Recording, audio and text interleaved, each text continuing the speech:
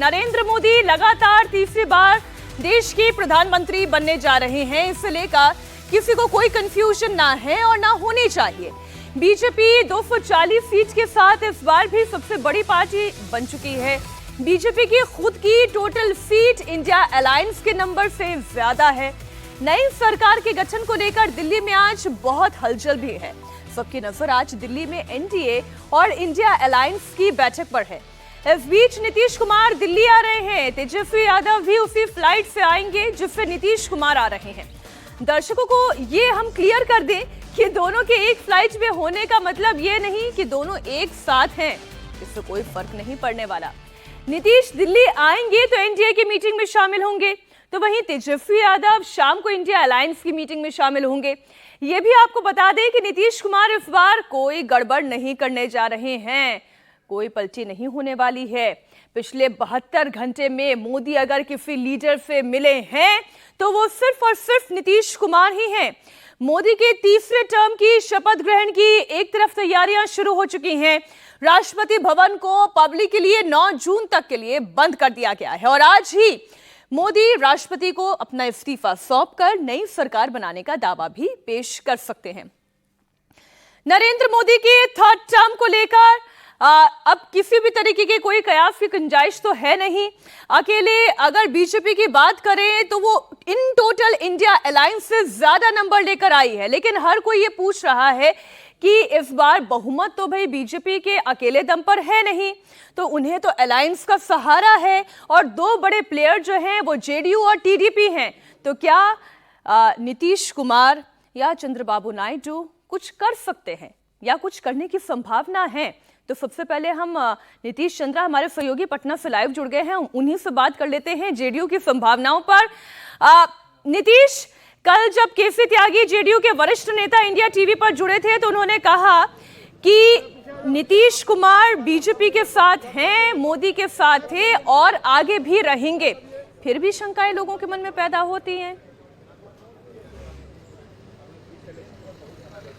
ये शंकाएं इसलिए है क्योंकि नीतीश कुमार ने अब तक जितनी बार पाला बदला है और उनकी जो एक छवि जिस तरह की बन गई है, उस छवि की वजह से ही इस तरह की चर्चाएं हो रही है। हालांकि इन चर्चाओं में कोई अभी दम नहीं है। नीतीश कुमार ने भी उनके पार्टी के लोगों ने इनकार किया है, केसी त्यागी ने खुद इनकार किया, कई नेताओं से मेरी बात हुई है फ़ोन पर, उन लोगों ने भी कहा है कि कोई सवाल ही नहीं है कि वो एनडीए को छोड़ दें या इंडिया गठबंधन की ऑफर को स्वीकार करें। लेकिन और दूसरी बात यह कि जो राजनीतिक परिस्थितियां दिखाई दे रही हैं उसमें नीतीश कुमार के लिए एनडीए ही बेहतर विकल्प है।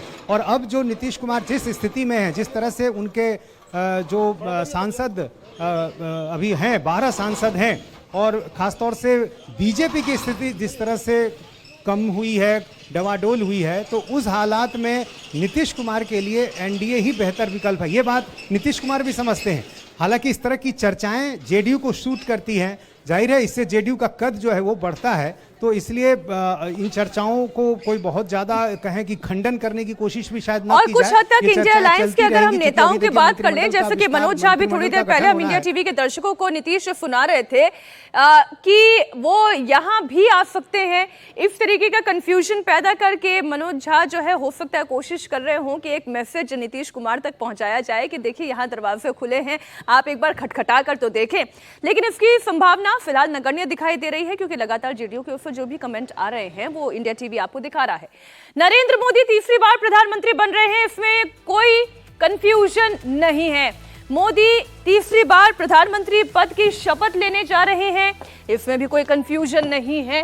और उसके पीछे कारण क्या है वो मैं आपको बता दूं। मोदी के राज में पिछले 10 साल से पूरा देश भगवा भगवा दिख रहा है, लेकिन कल के नतीजे के बाद देश का रंग कैसे बदला ये अब आपको समझाती हूं। सबसे पहले आप ये इंडिया का पॉलिटिकल मैप देख रहे हैं।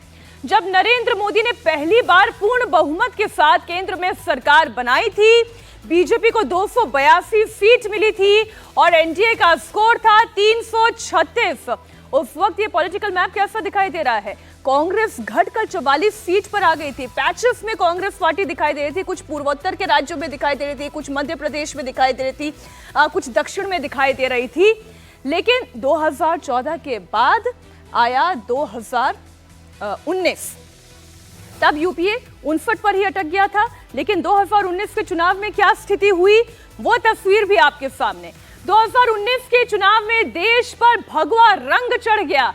पूरी तरफ आप देखिए एक ही रंग नजर आ रहा था। मोदी ने प्रचंड बहुमत अपने दम पर हासिल किया, दोबारा केंद्र में सरकार बनाई, 303 सीटें जीती बीजेपी ने। ये देखिए आंकड़ा इस वक्त आपके सामने 2019 का। एनडीए की बात करें 353 सीटें अपने सहयोगियों के साथ, बीजेपी अपने दम पर बहुमत से कहीं आगे 303 सीट। यूपीए अगर आप विरोधियों के अलायंस की बात कर ले केवल 91 पर सिकुड़ गया और कांग्रेस पार्टी 52 सीट लेकर आई। सवाल पूछा जाने लगा कि भाई एलओपी भी कोई होगा या नहीं होगा, लेकिन 2024 में यह नक्शा फिर बदला। ये नक्शा कैसे बदला आप देख रहे हैं। नतीजों के बाद देश का भगवा रंग थोड़ा कम होता हुआ दिखाई दिया। ये इस पॉलिटिकल मैप में आप देखें जरा, ये देखें उत्तर प्रदेश जहां पर 80 सीटों वाला राज्य, यहां पर सबसे बड़ा झटका बीजेपी को लगा। बीजेपी इस बार बहुमत का आंकड़ा पार नहीं कर पाई। स्कोर यहां पर आप देखिए कितना रहा। बीजेपी के बहुमत का आंकड़ा पार नहीं हुआ। वो एनडीए के 292 सीटों का नंबर आप देख रहे हैं। यूपी से लेकर बंगाल, महाराष्ट्र, बीजेपी की सीटों में जबरदस्त नुकसान हुआ। ये आप देखें, राजस्थान में नुकसान देखें, ऊपर इधर उत्तर प्रदेश में देखें, इधर दक्षिण में आप देखें, उधर पूरब में भी देखें। देश का रंग कैसे बदला, बीजेपी को कहां-कहां से किन राज्यों से नुकसान हुआ और फायदा हुआ, ये आप देखिए। बीजेपी को सबसे बड़ा झटका उत्तर प्रदेश से लगा। 2019 के मुकाबले बीजेपी का वोट शेयर 8% घट गया, उसे 29 सीटों का बड़ा नुकसान हुआ। ये आप देखिए 2019 में 62 सीट जीतने वाली 49.5% वोट शेयर के साथ अच्छा परफॉर्म करने वाली 24 के चुनाव में 33 सीटों पर सिकुड़ गई और वोट शेयर भी घट गया, 41.37 का हो गया। बिहार की तस्वीर आप देखिए, 2019 के चुनाव में जिस पार्टी ने 17 सीटों पर जीत हासिल की, 17 लड़ी 17 जीत गई, वोट शेयर भी बेहतर था। इस बार नुकसान हुआ, 12 पर रह गई। अब देखिए बंगाल की बात करें, जहां पर बीजेपी एक्सपेक्ट कर रही थी कि आंकड़ा 18 से बढ़ाकर 26 तक लेकर जाना है, वहां पर 6 सीटों का नुकसान हुआ। वोट शेयर करीब 2.5% तक घटा। पिछली मर्तबा 40% वोट शेयर था, इस बार 38% 7-3 पर रह गया। इधर देखिए आप 12 सीट, 6 सीटों का सीधा सीधा नुकसान हुआ। तो आप ये जरूर एक चीज पर आप गौर करिएगा, वोट परसेंटेज जो मैक्सिमम घटा है वो यूपी का दिखाई दे रहा है, तकरीबन 8 के आसपास वोट परसेंटेज उत्तर प्रदेश में घटा। लेकिन उसके अलावा अगर आप बात करेंगे बिहार की या बंगाल की या फिर राजस्थान की, तो कोई परिवर्तन इसमें आपको दिखाई नहीं दे रहा है। कोई मेजर चंक आपको ऐसा नहीं दिखाई देगा कि एकदम वोटर बीजेपी से छिटक कर ऑपोजिशन की तरफ चला गया हो। राजस्थान की 24 सीटें जीतने वाली 14 पर आ गई, महाराष्ट्र में 23 सीट जीतने वाली बीजेपी 9 पर आ गई, हरियाणा में 10 सीटें जीतने वाली सीधा आधे पर आ गई। लेकिन वोट शेयर आप देखिए 58 और उधर 46 का। पंजाब में 2 सीट लाने वाली, अब आप देखिए 24 के चुनाव में वो 0 पर रह गई। अब नुकसान तो हुआ है, इसमें कोई दो राय नहीं, और नुकसान जहां पर सबसे बड़ा हुआ है वो राज्य उत्तर प्रदेश है। हमारी सहयोगी रुचि अगर जुड़ गई हैं तो जरा उन्हें भी एक बार स्क्रीन पर ले आए। अच्छा, विशाल प्रताप सिंह हमारे साथ जुड़ गए हैं। विशाल, उत्तर प्रदेश में 8% वोट कैसे घट गया? ऐसा कौन सा फॉर्मूला है जो बीजेपी को नुकसान दे गया? क्योंकि कोशिशें तो बहुत हुई थी, गठबंधन के चेहरे भी बड़े मजबूत दिखाई दे रहे थे, लेकिन इतना बड़ा लॉस जिसकी भरपाई पूरे देश में कहीं से नहीं हो पाई।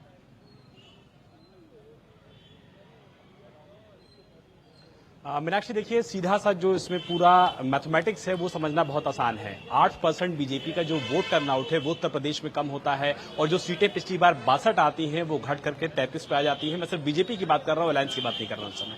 और ऐसे में जब जातियों की जुगलबंदी होती है समाजवादी पार्टी और कांग्रेस के साथ में, तो वो निश्चित तौर पर मतदाताओं को ये समझाने में कामयाब हो जाते हैं, जो नैरेटिव उन्होंने सेट किया था कि संविधान जो चेंज कर दिया जाएगा और जो आरक्षण है उसको खत्म कर दिया जाएगा। साथ ही साथ जो सबसे महत्वपूर्ण बात बात है वो समझने वाली मीनाक्षी ये है कि लगभग 1.5 दर्जन सीटें उत्तर प्रदेश में ऐसी हैं जहां पर जो सांसद हैं उनके खिलाफ एंटी इनकम्बेंसी बहुत ज्यादा थी, यानी कि सांसदों के प्रति जो मतदाता थे उनकी नाराजगी बहुत ज्यादा थी। शुरुआत में जो बीजेपी उत्तर प्रदेश है वहां से ये रिपोर्ट भी गई थी केंद्र को कि कुछ सांसदों के टिकट को बदलना बहुत ज्यादा जरूरी है, क्योंकि उनके अपने लोकल क्षेत्र में उनके खिलाफ एंटी इनकम्बेंसी बहुत ज्यादा है। और यही वजह है कि जिस तरीके से बीजेपी ने टिकट डिस्ट्रीब्यूशन किया उसको लेकर के बहुत ज्यादा सवाल उठ रहे हैं कि भारतीय जनता पार्टी ने अपने सांसदों की जो नाराजगी थी लोगों के प्रति उसको शायद समझने में नाकामी रही, और जो टिकट चेंजेस होने चाहिए थे पश्चिम से लेकर के अवध तक और अवध से लेकर के पूर्वांचल तक, वो कम से कम यहां पर नहीं देखने को मिला। और बीजेपी अपने उन सांसदों को लेकर के चुनाव में उतरी जिनके खिलाफ जनता में भारी रोष था।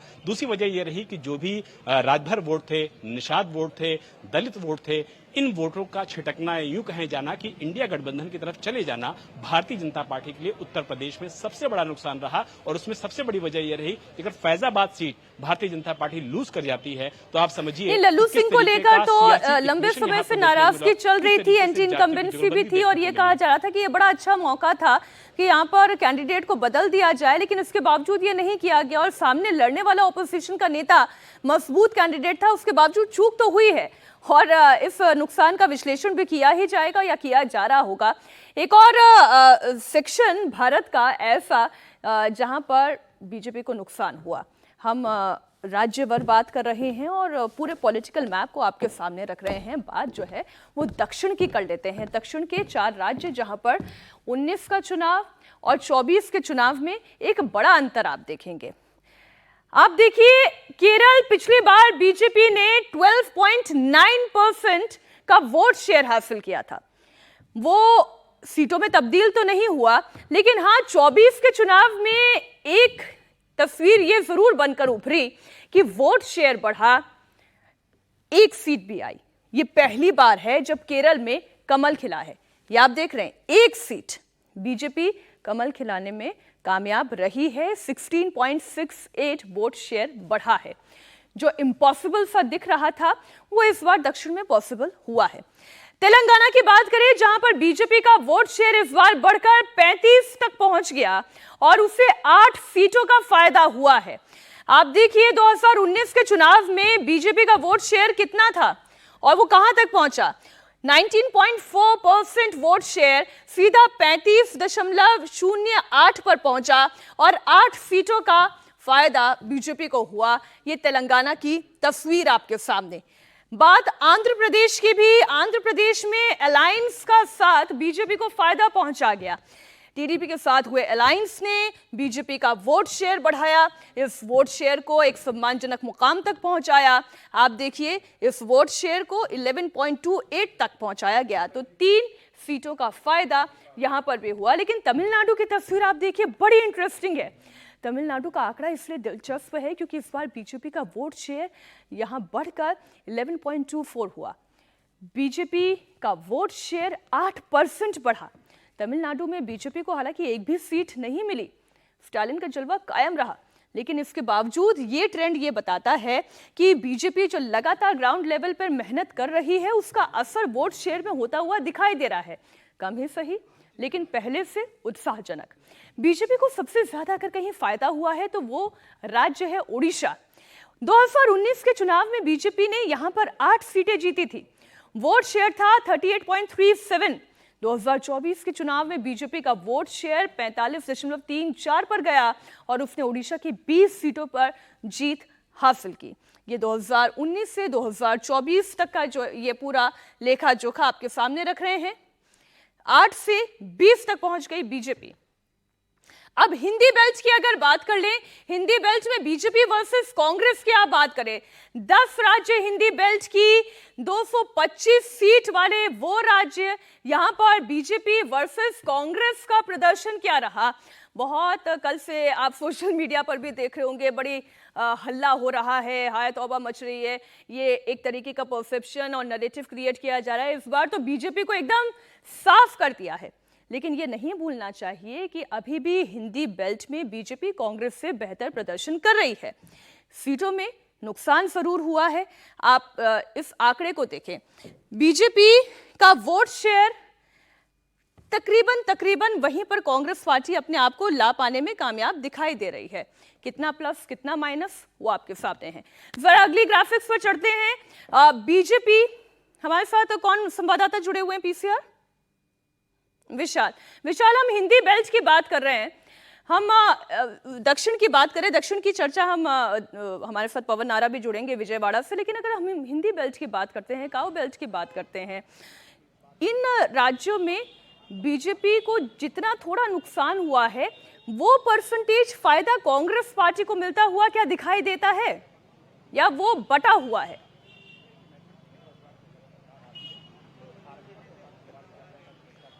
मीनाक्षी, अगर उत्तर प्रदेश की ही बात कर लें, जो हिंदी बेल्ट में भी आता है और सीटों के लिहाज से सबसे बड़ा प्रदेश है और बहुत ज्यादा इंपॉर्टेंट था बीजेपी के लिए, अगर बीजेपी को सिंगल लार्जेस्ट पार्टी न सिर्फ बन करके बल्कि मैंडेट जो होता है, बहुमत का आंकड़ा होता है, उसको पाना था। अगर कांग्रेस पार्टी की बात कर लें मीनाक्षी, तो कांग्रेस पार्टी का जो जिक्र होता है, पिछले विधानसभा चुनाव में कांग्रेस पार्टी को उत्तर प्रदेश से 2 सीटें मिली थी और लोकसभा की अगर बात कर लिया जाए तो सिर्फ और सिर्फ रायबरेली उसके पास थी। लेकिन कल जो रिजल्ट आए हैं, जिसकी की हम लोग लगातार चर्चा कर रहे हैं कि कांग्रेस पार्टी 1 से उठ करके 6 सीटों पर पहुंच गई है। इलाहाबाद वो सीट है मीनाक्षी जिसके बारे में बताना चाहूंगा कि 1984 में अमिताभ बच्चन ने इस सीट को जीता था और 40 साल बाद इलाहाबाद वो सीट है जहां से कांग्रेस पार्टी को कामयाबी मिली है। यानी कि जो फायदा हुआ है कांग्रेस पार्टी को, वो वोट शिफ्ट जो बीजेपी का हुआ है, चाहे वो ओबीसी वोट की बात कर लिया जाए, चाहे वो दलित वोट बैंक की बात कर लिया जाए, या छात्रों को रोजगार के मुद्दे पर बात कर लिया जाए, वो तमाम मुद्दे थे जिसका कि सीधा फायदा कांग्रेस पार्टी को मिलता हुआ नजर आया है। चाहे पश्चिम के सहारनपुर सीट बात कर लिया जाए, पूर्वांचल की इलाहाबाद सीट बात कर लिया जाए,